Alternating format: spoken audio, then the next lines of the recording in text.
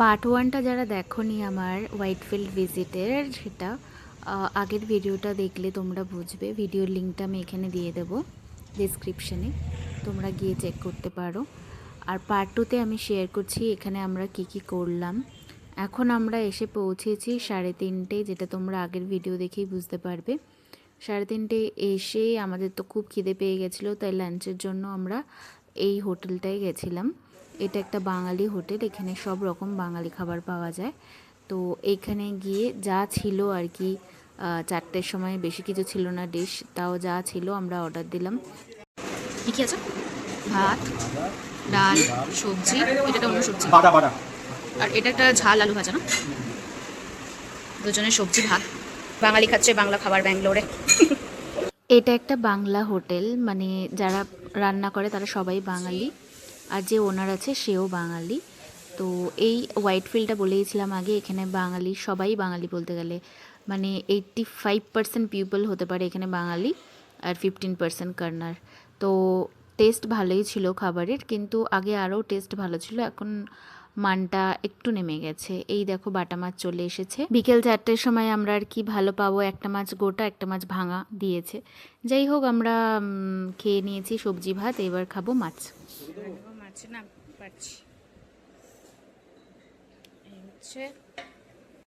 মাছের ঝালটা ভালোই বানিয়েছিল, বাটা মাছ তো এমনি ভালো খেতে হয়, তার উপরে একটু কাঁটা বেশি থাকে সেটা ঠিকই, কিন্তু মাছটা ভালো ছিল খেতে, মাছের ঝালটাও ভালো বানিয়েছিল। মাটন চলে এসেছে, এই ঢালো লাল লাল ঝাল ঝাল মটন মাটন। এই মাটনের প্লেটটা নিয়েছিল 220 টাকা। 4 পিস মাটন দিয়েছে, তার মধ্যে 2 পিস চর্বিই ছিল, মাটন ছিল না ওটা। যাই হোক, আমরা আর কিছু বলিনি, ভালো মন করে খেয়ে নিয়েছি। এই 4টের সময় যা পাচ্ছি তাই ভালো। তবে সাইজ আর কোয়ালিটি যা দিয়েছিল তাতে 220 টাকায় এই মাটনটা আমার মনে হয় জাস্টিফাইড নয়, চিপ তো নয়। খাওয়া হয়ে গেছে, এইবার খেতে যাব মিষ্টি। খাওয়ার পরে এইখানে একটা টেম্পল দেখেছিলাম যাওয়ার পথে, সেটা হচ্ছে শ্রীকৃষ্ণ মন্দির। তো সেই মন্দিরটা এখন ক্লোজ আছে, জাস্ট আমরা বাইরে থেকেই প্রণাম করে চলে এসেছি। এমনিতেও মাছ মাংস খেয়ে মন্দিরে ঢোকাটা ঠিক না, তো বাইরে থেকেই আমরা প্রণাম করে চলে এসেছি। এই মিষ্টির দোকানটা থেকে আমার হাজব্যান্ড আগে মিষ্টি খেয়েছিল, ওর ভালোই লেগেছিলো। এই মিষ্টির দোকানটা আগে একজন বাঙালির ছিল, এখন একজন কর্নার কিনেছে। তো মিষ্টির মানটা আগের থেকে তো অনেক নেমে গেছে, আর আমরা ট্রাই করার পরেও মানে মানে খুব একটা ভালো না। মিষ্টিটা তোমাদের দেখাচ্ছি, দেখলে বুঝতে পারবে। যাই হোক, তোমাদের আগে আমি দেখিয়ে নিচ্ছি এখানে কি পাওয়া যায়। এখানে কেকস পাওয়া যায়, তারপর উপরে প্যাটিস, নানান রকমের যে নমকিন বলো সুইট বলো সব রকমের জিনিস এরা বিক্রি করে। তো শুকনো মিষ্টি, বাড়িতে যেগুলো নিমকি থাকে সেগুলো এখানে পাওয়া যায়। দেখো, নিয়ে নিলাম একটা পান্তুয়া। আমি বললাম আগে একটা একটা করে ট্রাই করি। এই রসগোল্লা চলে এলো, যদি ভালো লাগে তাহলে বাড়ির জন্য নিয়ে যাব প্যাক করে। তো এই রসগোল্লার সাথে নিয়েছিলাম রসমালাই। রসগোল্লা পান্তুয়া রসমালাইটাই ট্রাই করলাম ফার্স্ট। মিষ্টিগুলো এত হার্ড ছিল যে আমি কাটতেই পারছিলাম না। শেষে আমি আমার হাজব্যান্ডকে বললাম যে তুমি একটু কেটে কেটে দাও, না হলে আমি আর কাটতে পারবো না এক হাতে। যাই হোক, ও আমাকে কেটে কেটে দিচ্ছিল।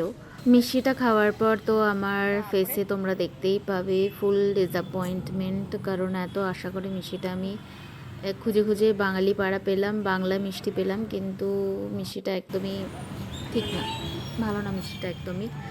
খুবই হার্ড ছিল। রসগোল্লাটা তো দেখতেই পাচ্ছ, কাটতেই পাচ্ছি না, কত চেষ্টা করছি আমরা, কত কষ্টে রসগোল্লাটা কাটা তো হলো যা হোক করে, কিন্তু খেয়ে তো আমি একদমই হতাশ হলাম। রসগোল্লাটা খুবই বাজে খেতে, আর কোনো রকমে শেষ করলাম মিষ্টিগুলো। কিন্তু এই যে গোলাপ জামুন, এটা মোটামুটি আমার ঠিক লেগেছে। এবার আমরা যাচ্ছি সত্য সাই বাবা আশ্রম, যেটা ব্যাঙ্গালোরের হোয়াইটফিল্ডে আছে। এনাদের যে হসপিটালটা আছে সেটা বিনামূল্যে চিকিৎসা করা হয়, তো সেটাও খুব ফেমাস। দেখো, ঢুকতেই মা সরস্বতীর কি সুন্দর মূর্তিটা। আর এইটা হচ্ছে প্রার্থনার জায়গা। ছেলেদের আর মেয়েদের প্রার্থনার জায়গাটা আলাদা। ওই দিকটায় ছেলেরা যায়, ছেলেরা বসে, আর এই দিকটায় মেয়েদের, যে দিকটায় আমি আছি। তো বেশি কিছু ক্লিপস নিতে পারিনি এখানে, কারণ এখানে ফটো তোলা যেহেতু রেস্ট্রিকশন ছিল, তো আমি বেশি কিছু ক্লিপস নিতে পারিনি। যেইটুকুনি নিয়েছি সেটাই তোমাদের সাথে শেয়ার করছি। আশ্রমের বাইরেই এত সুন্দর সুন্দর ঠাকুর পাওয়া যাচ্ছিল যে আমি কি বলবো, খুবই কিউট কিউট, কিন্তু একটু এক্সপেন্সিভ ছিল। এই ভিডিওটা যেহেতু অনেক লং হয়ে যাচ্ছে, তাই পরের পার্টটা আমি শেয়ার করব নাম্মাবং ডায়েরিজ চ্যানেলেই। ফলো করতে থাকো নাম্মাবং ডায়েরিজকে, আর ভালো লাগলে সাবস্ক্রাইব করে বন্ধুদের সাথে শেয়ার করে দিও। সবাই ভালো থেকো, আবার দেখা হচ্ছে পরের ভিডিওতে। বাই।